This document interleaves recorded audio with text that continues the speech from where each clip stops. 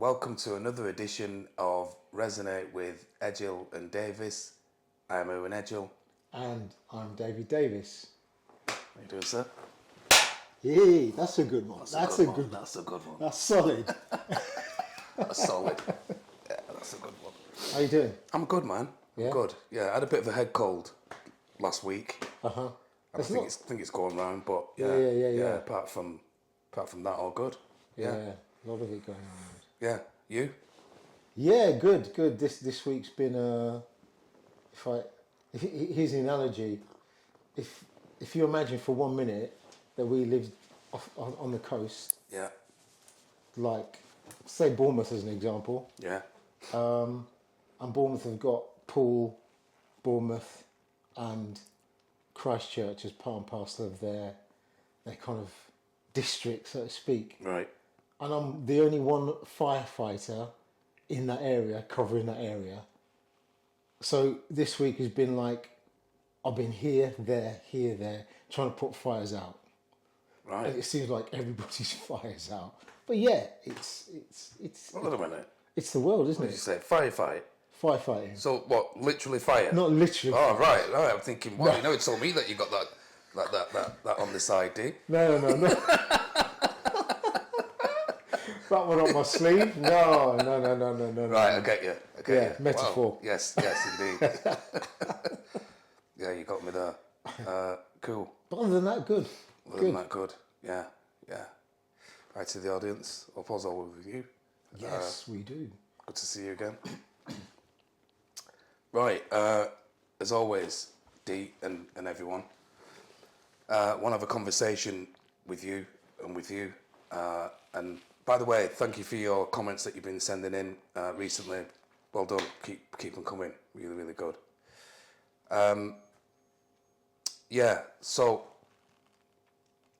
something has come up just before we came into the studio, which I thought we should have a conversation about. Uh-huh.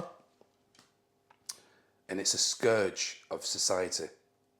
It really is a scourge. Scourge. Yeah. It's not a word that I hear often, Scourge. Right. Me neither, until I heard it. And it's a scourge. It's a scourge of society, and I believe it is. And it's and it affects, I would say, everyone to one degree or another. But if I had to pinpoint who it affects more than most, I would say it affects most men than most. Okay. I would say, it's just my opinion. People could argue, the point. And it's self-pity. And there are a lot of people who go through their lives in self-pity. And when I'm using that term lightly because I believe that the root cause of it is trauma. So everything that we go through, as we mentioned on the previous episode in terms of childhood trauma, is linked with how we feel. So there's an element of people feeling sorry for themselves due to that trauma. And particularly if they've not worked on that trauma, they're going to be feeling sorry for themselves in terms of what's happened. Mm-hmm. But in the main, most people feel sorry for themselves. And not only that, this is the crucial point for me, in my opinion, is other people indulge those people. So as an example, I could come to you and say, do you know what, D, this is going on in my life and that's going on in my life. And that's fine, right? But if I'm constantly coming to you with that, and you might even be giving me some advice or signposting me to someone that I can get help with that thing with, but I'm not doing it, I'm just constantly coming to you with a woe's me, then it gets to a point where if you don't pull me up on it, as it were, Owen, do you know what? Luke, you keep talking to me about this, you keep talking to me about that. What are you doing about it? But what are you doing about it? And I don't really want to be talking about it all the time. If you don't say that, that means that you indulge me. So therefore, is that saying aiding and abetting? Yeah. Is that right? Yeah. That means that you're creating, or you're a part of my downfall. Mm-hmm. You're a part of my self-pity. So what I want to discuss with you, and it's not a question that I'm asking you, it's just a conversation that I want to have with you and everyone else is, if you find someone in your life who's constantly coming to you with their problems, but for some reason they won't take your advice or the advice that you're passing them on to, and you keep that person in your life and talking about their problem, their self-pity, then you're just as damned, or I'm just as damned as they are. So the point I'm trying to make with it is, we should have nothing to do with people who are wallowing in self-pity, who don't want to get out of that self-pityingness. And the reason why I say that is because I mentioned that word scourge right at the top. If we don't, it's going to be a scourge. And not only that, Dee, and everyone, it affects our health, or that person's health. Which person? The person who's in self-pity. Okay. What about the other person? Well, the other person who's listening to that person's... It's not affecting them somehow. Yeah, they're just going to get depressed. Right? Yeah. When I think of my self-pityingness back in the day, before I got this kind of awareness that I've got, I used to feel bad all the time, Dee. I used to feel bad all the time. So I'd think about something that had happened, a trauma or whatever, and yeah, that happened, so I can think about it. But because I wasn't doing anything about it, I was constantly feeling sorry for myself. And as a result, I felt like crap most of the time. I didn't feel effervescent and good and bubbly and this. I felt like crap. And that's what happens to us when we wallow in that self-pity. We don't feel great. So that's one thing. And then as a result of not feeling great, then we put ourselves in a precarious situation that we're not going to be eating well.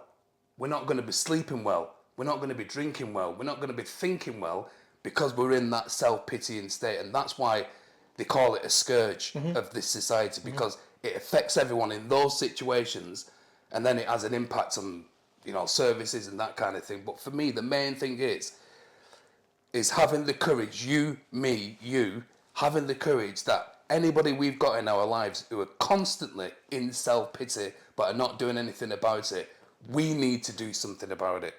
And it might be strong to people listening, or to you, D. It might be strong as in like, well, I've known this person for quite a long time and I can't just swerve them. I can't just do that. I was going to bring that up. Right. Yeah. But we've got to do it because it's affecting them even more when we indulge them, but it's also going to affect us because it's going to make us feel depressed. You've heard the saying of the one bad apple scenario. So it doesn't matter how positive you and I or you are in that moment with that person, their self-pity will permeate into us and make us feel bad. So I just want to get your take on it. It's like everything that we tend to discuss. It all sounds black and it sounds white, and there's no in between with the discussions that we have sometimes. There's no in between. And when you are talking about a good friend, and when you are talking about, or a family member, someone that's close to you, you do tend to want to help them. And you feel sometimes that listening and you do give them a little bit of advice, but they don't take it, and they're still there and they're still wallowing that self-pity as you mentioned. It's very difficult to just step away, close that door. And as there have been examples I can highlight to you, the audience, which I'm sure you guys too can resonate with, people in your lives where you've just had to go, enough is enough. If you don't sort yourself out, one, it's only going to get worse, and two, you're not listening to what I'm saying. You're not even taking any part of my advice. Right. And it is up to you to do that. Yeah. I can't do it anymore. Right. So I'm just going to have to butt out here and leave you to it. Right. Call me when you're ready, whatever. Yeah. But right now, I can't deal with this anymore. It's a difficult decision, because you're walking away from that, not knowing how that other person's getting. I've got a client, okay? Not mention any names. I've got a client. Right. And her son is in his 40s. Right. He has got a few issues, Right. neurological issues. And this has obviously happened from birth. And she's lived with this all her life. And all of her life, she's been trying to keep him as close to her as possible because she's looking at, it's her son. So he's been in this ball of cotton wool continuously all his life, 44 years old. All his, up until now. He's now on drugs. He's a cokehead or smackhead or whatever you want to call them. He's mixing with the wrong company, yet every single week he'll go to mum for money. Every single week he'll spend the weekend with her, go there for money. And she'll give it to him. But she knows it's feeding, one, his addiction, two, his self-pity. No one likes me, no one wants to do this with me, no one, so I have to turn to... Right. And all of that, and that I can see it affects her. And it's affecting her to such an extent where she gets this stomach cramp. And sometimes when I'm talking to her, she just doubles up in pain. The doctors have looked at it, checked it out, there's nothing wrong with you. But that's what it is. And she even knows it herself. Right. As soon as she knows he's coming on a particular day of the week to stay with her for 2 days, the stomach cramps just so affect her badly. Right. And I do say to her, you've got to tell him you don't want him to come round anymore until he sorts himself out. Right. He's an adult. He's 44 years old. Come on. Yeah, but she can't. It's tough. It's a difficult thing. So I know where you're coming from, and I know that you've got to cut those ties, but it's not easy. It isn't easy. So in that instance, is there a way that you can cut those ties to free yourself, the individual that's trying to help the friend? Is there a way that they're able to cut those ties and not feel, because there's going to be an element of guilt for them. Right. So as well as the person that's suffering Yeah. in self-pity, Right. dragging you down at the same time, Right. but when you walk away, is that going to drag you down because you're feeling guilty for leaving them? Yeah, good point. And that's what I mentioned right at the top, that eventually, if we don't do something about that person who's coming to us in self-pity and they're not taking our advice, not only does it affect them, but it affects us, as you mentioned with that really good example. The stomach cramps. So everything, and you probably know this more than I do, everything that we do is centered around our gut, brain, right? Our gut. So whatever we feel it in there first. So it's no coincidence that she's feeling like that all the time. That anticipation. Yeah. You know, that, Anxiety, what's it going to be like? Anxiety. Yeah. Right, okay. So he's ill through his self-pity and his addiction. She's ill through indulging his self-pity and his addiction. So the two of them are destroying each other. Yeah. You can see it. Right. So one of them, which has to be, it's probably going to be her, has to stand up and say to herself, first and foremost, I can't do this anymore. I can't do it anymore. I know he's my flesh and blood.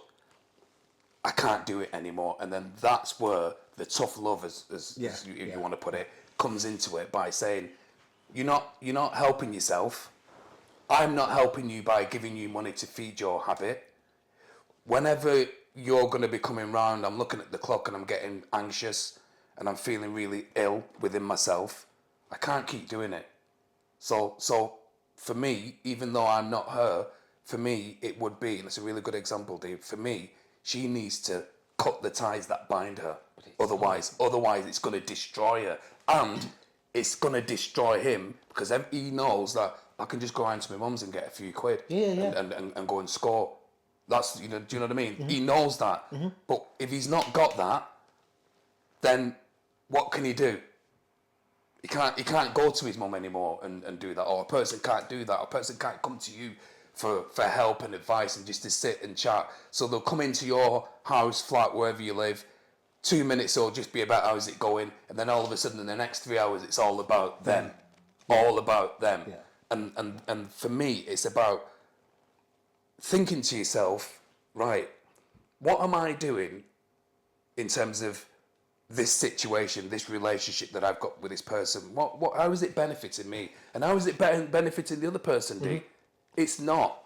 So I need to take myself out of it. As tough as it might be, I need to do it. Because if I don't, we're both going to destroy ourselves. And for me, that's the key. That's on a higher level, and it's a really, really good example. But even just on the everyday level, D, somebody's got a mate who they've known from old, but they know that mate is always a woe's me mate. Always. Yeah. And do you know what? They're always in relationships with different people and chatting about this and what about that. I'm going through this and I'm going through that, and it's all about me. Even in that situation, I would be saying to that person, it's your own fault that he or she's coming round to you and talking about their problems, because you're indulging it. Now you can say, they can say, anybody can say, yeah, but Owen, I've known him since I was a kid, I've known her since I was a kid. But that shouldn't come into it. What should come into it is what is happening now and how that exchange is making you feel, or I'm feeling, or anybody's feeling, and getting to the point where it's not making me feel good, so I've got to do something about it. And that is the key. Also, D, the self-pity has its root cause in ego. Think about it on a high level. If I'm coming to you all the time and saying, D this, D that, I'm this, something's happened to me, that's happened to me, I'm being selfish in terms of what I'm saying to you, but I'm not doing anything to turn around and think, yeah, well, hold on a minute, I keep talking about me all the time, I keep talking about my situation. Maybe it is ego then. Even in a painful situation like somebody's in addiction, or in a painful situation that somebody's in a relationship with someone and they've broken up from that person, or they've no money, or they don't know where to go, or they don't know what to do in their life, but they're still coming with that woe's me. It's a form of ego. So on two accounts, not just one, on two accounts, D, it's something that we should get rid of. And I'm coming strong with that word, get rid of, but that's what we should do, because otherwise we end up destroying us and destroying the other person. And I'm saying this, if that person isn't coming to us 3 or 4 days later, and you can see a change in that person after that conversation that you've had, or that person that you've signposted them to, and you can see a change in that person, if it's just the same old, then they're not listening to us. And there's a school of thought, D, that they don't want to listen to us. There you go. Yeah. They don't want to listen to us. Yeah. They just want us to listen to them. Yeah. I was going to. And that's the problem. Yeah. That's the problem that woman's got with her son, and that's the problem that the vast majority of people have got with people that they just know as friends. We have to be the listener, but when it comes to them listening to us, they don't want to listen. Yeah. And that, I think that's probably the key aspect to when I said, so as the person that's been spoken to, and you're the one that's obviously giving advice, that probably is the key to say, I'm not going to do this anymore. I can't do this anymore. And if you're honest with yourself, and you're honest with yourself, what you're doing is, if you're saying to them, I'm going to walk away, and the reason why I'm walking away is because you're not listening to me. Right. Why are you actually talking to someone that's not listening to you? Right. Why would you talk to someone? And that's the key, isn't it? Yeah, that's the key, D. That's the bit to go, yeah, they're actually not even listening to me, are they? Yeah. So why am I bothering? Why? So this is where I do step back and close that door. Yeah. Until you've done something about it. Yeah. And if I can't think like that, as you just said, D, in terms of, why am I indulging someone who's not even listening to me? Yeah. If you can think like that, then the step to cut the tie that bind will be really easy. Yeah. Because you'll be thinking to yourself, well, they're not listening to me anyway. Yeah.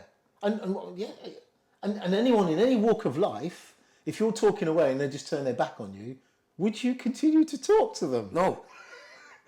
So that's a simple thing, isn't it? It's a simple thing. That's if they're not listening. Yeah. Step away. So right at the top, you said it's a difficult thing, right? And I hear you. Yeah. But when you break it down, as we've now broke it down, D, it's not that difficult, is it? It's not. Because you can put yourself in that situation to think, it's pointless me helping this person because they're not listening. Yeah. What's the point? Yeah. And that makes it so simple. Yeah. To walk away. To walk away and from not it. feel guilty. And not feel guilty. Not feel guilty. Yeah. And feeling guilty is a part of the ego as well. Well, of course it is. Right. It's a natural, but it is a natural. It's a natural thing, but it's unnatural. It's Both. unnatural. It's both. Yeah. Yeah. But it's unnatural because why should you be feeling guilty about not wanting to spend time with someone who, when they come around to you, and it's woes me and the self-pity in themselves, that they don't listen to you? What's the point in that? Yeah. Because then you're just going to end up driving yourself. I'm going to end up driving myself nuts. Because all I'm doing is, when they go, I'm just getting on the phone to you and saying, D, do you know what? Jack's just been round again and he's just been going on and on and on and on. And eventually, if you've got that level of awareness, which you have, you're going to say, oh, why are you indulging him? Yeah. He's not listening to you. So why are you... And I'll be like, oh, right, yeah. Why am I indulging him? Yeah. And then that might be something about me.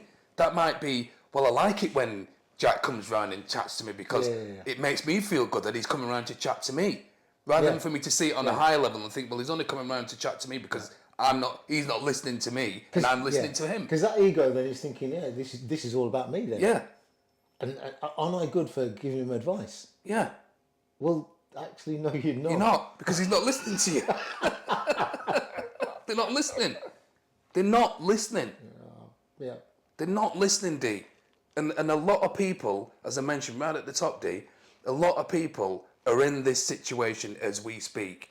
You've got someone in your life that you know that you should have nothing to do with, not in terms of that you think you're better than them, but just in awareness that whenever they come to you and chat to you about their stuff and what's going on in their lives, whenever you chat to them about your stuff, they want to change the subject quickly and still talk about them, right? Because they don't want to listen to you, because they can't listen to you. Because their ego is, I want to go around and see Erwin because I just want to just offload and chat, or D or whoever. I just want to offload and chat. I want to get a few quid out of them as well so I can feed my habit or whatever the situation is. And then I'm off. Yeah. And nothing changes. Nothing changes. Nothing changes. Everything stays the same. Well, I say everything stays the same. No, it doesn't, because we end up destroying ourselves. So we start disintegrating. Yeah. And that's primarily because we don't understand that self-pitying is a scourge. It's something that we should avoid at all costs for ourselves and for the other person. So to bring this thing down for a landing, D, and everyone, the question that I'm asking everyone, and I'm also asking you, and I'm asking myself, is do we have anybody in our lives who constantly come around full of self-pity?